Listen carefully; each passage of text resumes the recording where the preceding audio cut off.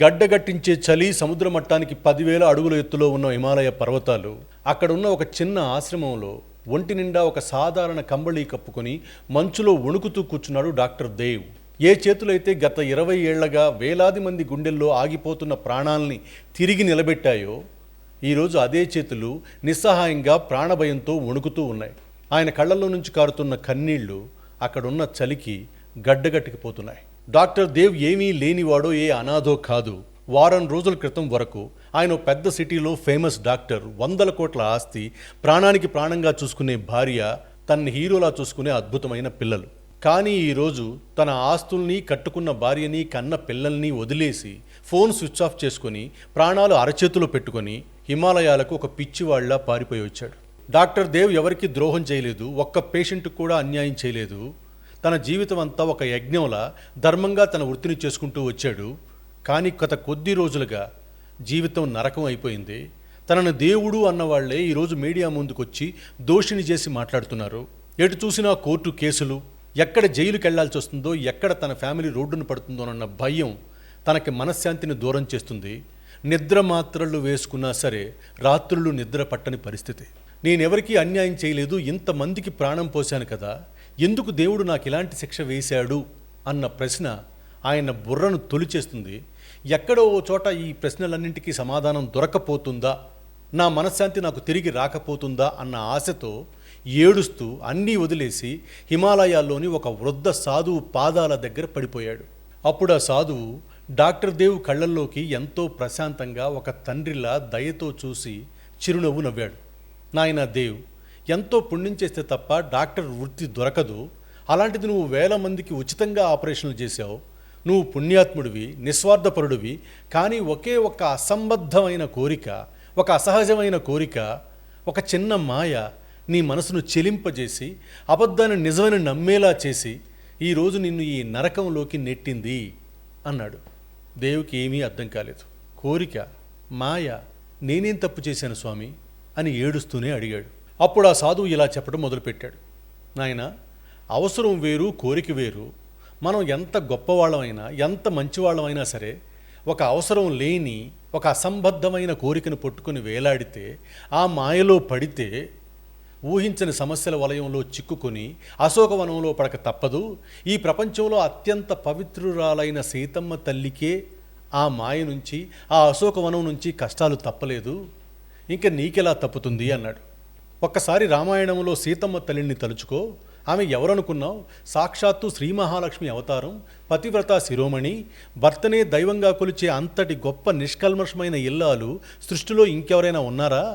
ఒక మహారాజుకి ముద్దుల కూతురిగా పెరిగింది, ఇంకో మహారాజును పెళ్లి చేసుకుంది. ఆమె కాలు కింద పెడితే కడిగే దాసీలు 1000 మంది ఉన్నారు. రాజభవనాల్లో పూల పాన్పుల మీద పడుకున్న తల్లి ఆమె.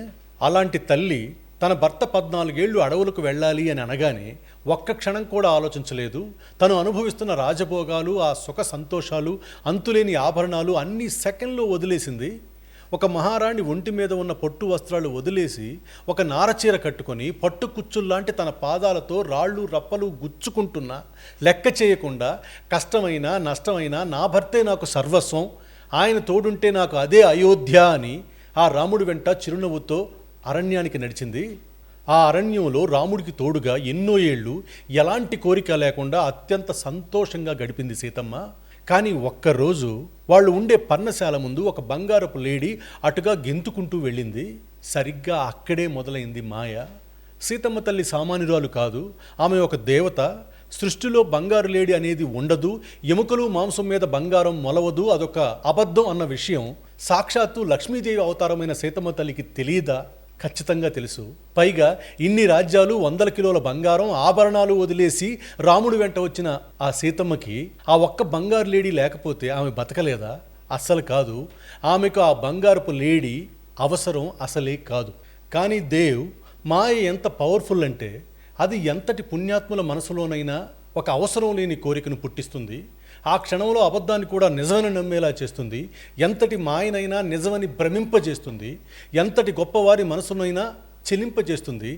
సీతమ్మ తల్లి మనసు కూడా ఆ బంగారపు లేడిని చూడగానే ఆ క్షణంలో మురిసిపోయింది. ఆ మాయ ఆమెను చెలింపజేసింది. సాక్షాత్తు రాముడు చెప్పాడు, సీత, సృష్టిలో బంగారు లేడి ఉండదు, అదొక మాయ అని. అయినా సరే సీతమ్మ మనసుని ఆ కోరిక వదలలేదు. ఆ మాయ లేడి కోసం రాముడి కోసం లక్ష్మణుడు అడవిలోకి వెళ్లాల్సి వచ్చింది. సీతమ్మ తల్లి తన జీవితంలో దేని మీద ఆశపడలేదు, ధర్మంగా బతికింది. కానీ ఆవిడ మనసులో పుట్టిన ఒక అసహజమైన కోరిక, ఆవిడని కమ్మేసిన ఆ మాయ రావణాసుడు తనని అపహరించేలా చేసింది. భర్తకు దూరంగా రాక్షసుల మధ్యలో భయంకరమైన అడవిలో బందీగా ఉండాల్సి వచ్చింది. ఆ వృద్ధ సాధువు డాక్టర్ దేవుతో ఇంకా ఇలా అన్నాడు, చూసావా దేవ్, సీతమ్మ తల్లి ఏ పాపం చేయలేదు, కీర్తి కోసం వెంపర్లాడలేదు, ధర్మాన్ని పక్కన పెట్టలేదు. కానీ తనకి ఏ మాత్రం అవసరం లేని ఒక అసహజమైన కోరికను పట్టుకుని వేలాడటం వల్ల ఊహించని కష్టాలను ఎదుర్కోవాల్సి వచ్చింది. ఆ బంగారపు లేడి రాక్షసుడైన మారీచుడి మాయాస్వరూపం.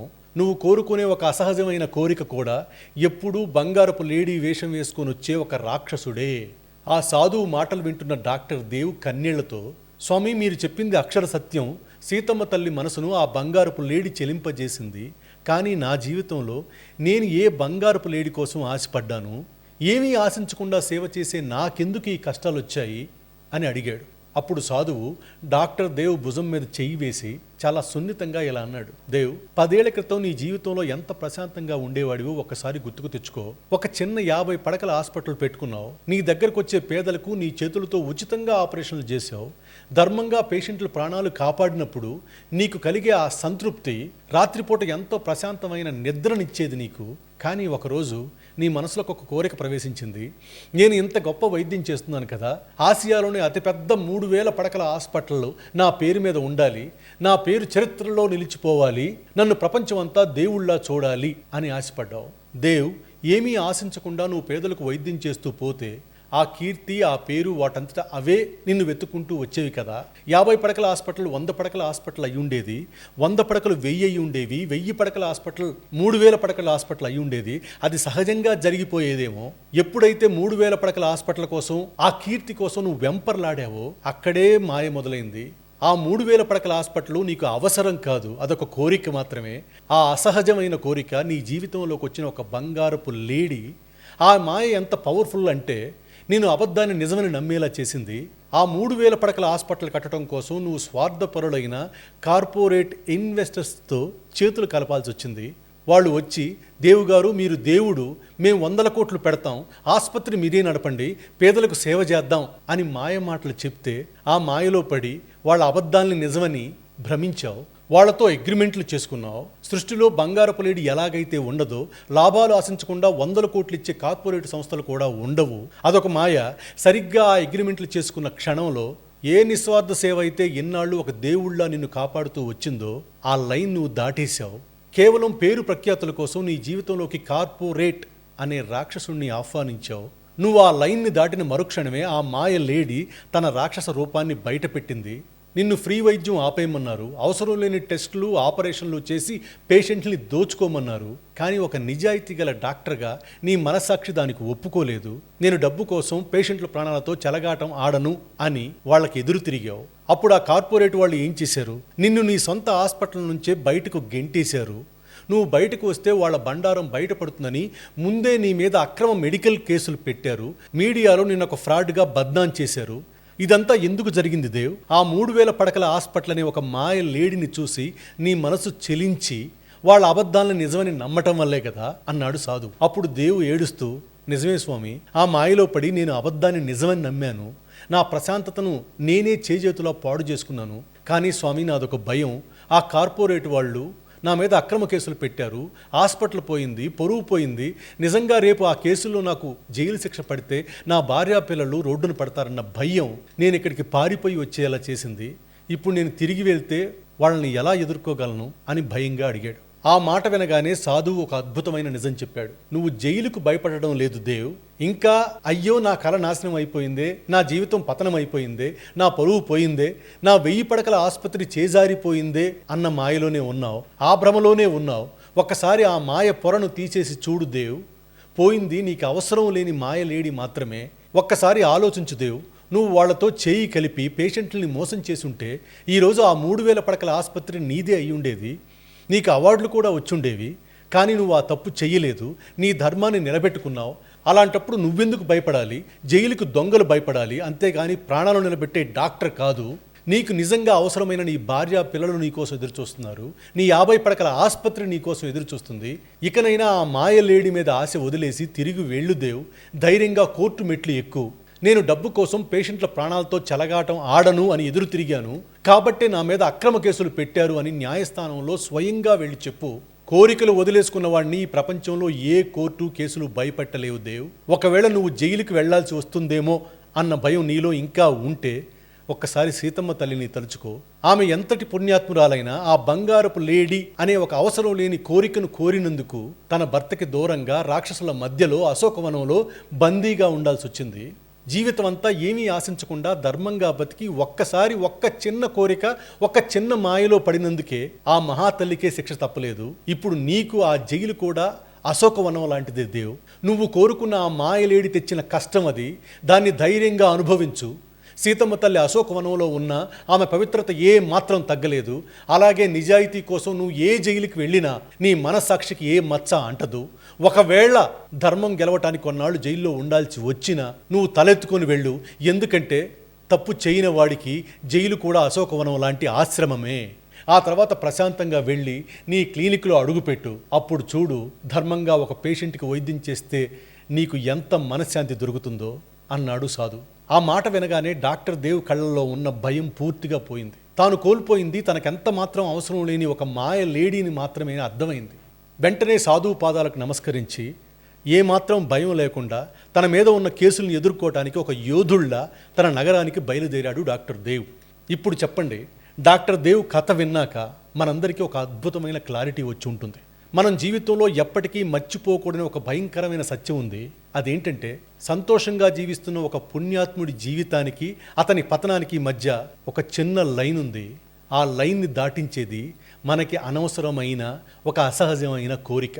ఆ కోరిక కోసం, ఆ మాయ కోసం ఆ గీత దాటిన మరుక్షణం నువ్వు ఎంత గొప్పవాడివైనా సరే అశోకవనం లాంటి నరకాన్ని అనుభవించక తప్పదు. ఒక మనిషికి గాలి, నీరు, నిద్ర, తిండి, గూడు అవసరం. వాటి కోసం ఎంత కష్టపడినా పర్లేదు. ఆ కష్టపడే ప్రాసెస్లో మనకి కీర్తి రావచ్చు, ఆస్తి రావచ్చు, వాటి వల్ల ప్రమాదం లేదు. కానీ అసహజంగా వెంటనే కీర్తి వచ్చేయాలి, విచ్చలవిడిగా మనీ వచ్చేయాలి అనే ఎయిమ్తో సొసైటీలోకి పరిగెట్టి ఏది పడితే అది చేస్తే డాక్టర్ దేవులాగా జైలుకి వెళ్ళాల్సి రాకపోవచ్చు, చట్టం నుంచి తప్పించుకోవచ్చు. కానీ రేపొచ్చే ఆ కీర్తి, ఆ డబ్బు అనే చీకటి గదుల్లో బందీ అయిపోతాం, ఊపిరాడక అల్లాడిపోతాం.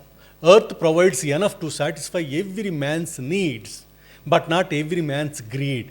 భూమి మీద ప్రతి మనిషి అవసరాన్ని తీర్చడానికి సరిపడా సంపద ఉంది. కానీ ఒక్క మనిషి దురాశను తీర్చడానికి మాత్రం ఈ భూమి కూడా సరిపోదు. అలాగే ఇంగ్లీష్లో ఇంకొక పవర్ఫుల్ కొటేషన్ ఉంది.